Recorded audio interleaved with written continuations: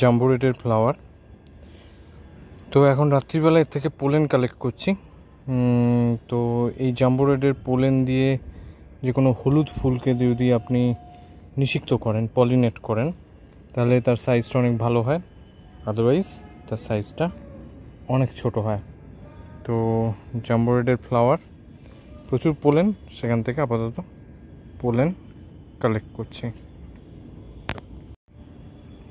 তো জাম্বো রেডে এইরকম প্রচুর ফ্লাওয়ার ফুটেছে। এটা দেখতে পাচ্ছেন, এটা সুগার 8 ড্রাগন, S8, মোটামুটি খুব মিষ্টি একটা ড্রাগন। তো সাইজ একটু ছোট হয়, থেকে পলিনেট করা হয়েছে।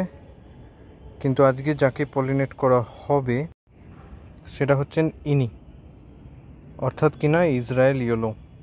তো ফুলটা দেখেই বুঝতে পারছেন জাম্বোর ফুলের থেকে এর ফুলের সাইজ কত আলাদা। তো জাম্বোর থেকে নেয়া পোলে নিয়ে নিয়েছি এবং জাস্ট এভাবে পলিনেট করে দিলাম। এর ফলে এটার সাইজ অনেক ভালো হবে, অ্যাভারেজ সাইজ প্রায় 300-400 গ্রাম হতে পারে। ধন্যবাদ।